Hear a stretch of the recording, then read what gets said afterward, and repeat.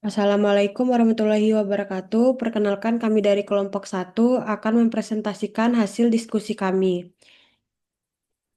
A yaitu sumbu sistem renin-angiotensin-aldosteron yang disingkat dengan RAAS. Bagaimana sistem tersebut bekerja dan mempengaruhi fungsi sistem kardiovaskular? Sistem renin-angiotensin-aldosteron yang disingkat dengan RAAS merupakan mekanisme penting dalam pengaturan tekanan darah dan keseimbangan cairan tubuh. Sistem ini dimulai ketika ginjal melepaskan enzim renin akibat penurunan tekanan darah, penurunan kadar natrium, atau aktivasi sistem saraf simpatis.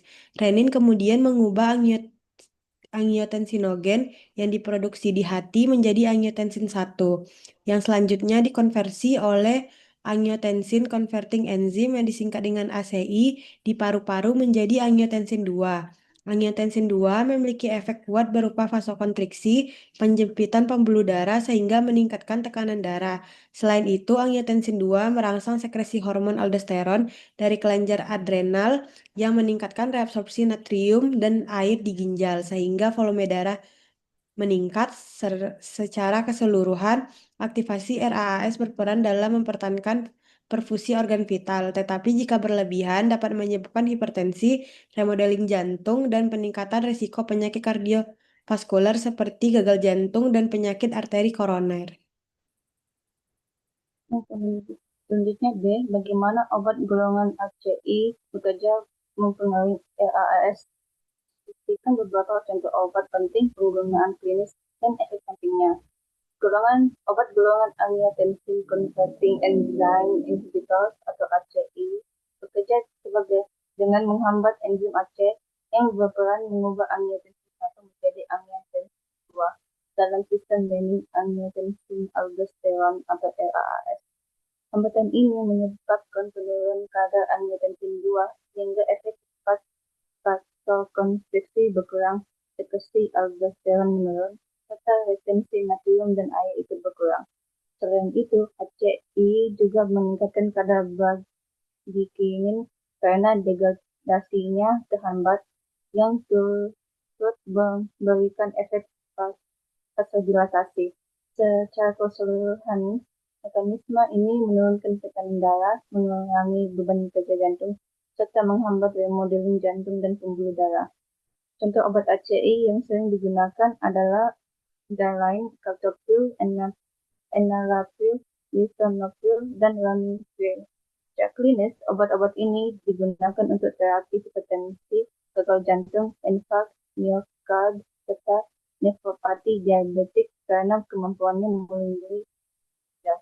Namun, penggunaan ACI juga memiliki efek samping khas, seperti batuk kering akibat peningkatan bradikinin, hipertensi, terutama pada dosis awal, hipokalemia, serta risiko angiodema yang jarang tetapi serius.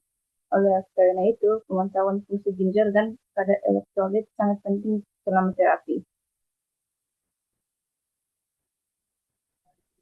Bagaimana obat golongan ARBS bekerja mempengaruhi RAAS? Didiskusikan beberapa contoh obat penting, penggunaan klinis, dan efek sampingnya. Obat golongan angiotensin 2 reseptor blocker yang disingkat dengan ARBS bekerja dengan menghambat ikatan angiotensin 2 pada reseptor angiotensin 2 tipe 1 yang disingkat dengan ATI dalam sistem renin-angiotensin aldosteron. Dengan memblok reseptor ini, efek utama angiotensin 2 seperti vasokonstriksi, sekresi aldosteron, retensi natrium dan air, serta aktivasi sistem saraf simpatis menjadi terhambat. Akibatnya terjadi vasodilatasi, penurunan tekanan darah, serta berkurangnya beban kerja jantung dan proses remodeling kardiovaskular.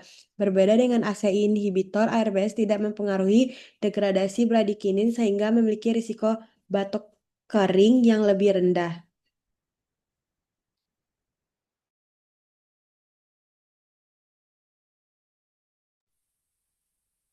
Contoh obat ARB yang sering digunakan antara lain losartan, valsartan, candesartan, dan irbesartan.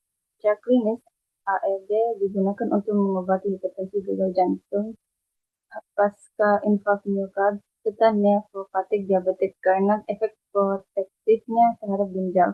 Efek samping yang dapat terjadi meliputi hipertensi, hipokalemia, gangguan fungsi ginjal, terutama pada pasien dengan stenosis arteriolis, serta dalam kasus jantung dapat menyebabkan angioedema, meskipun risikonya lebih rendah dibandingkan ACE inhibitor. Oleh karena itu, pemantauan tekanan darah, fungsi ginjal, kadar kalium tetap diperlukan selama terapi.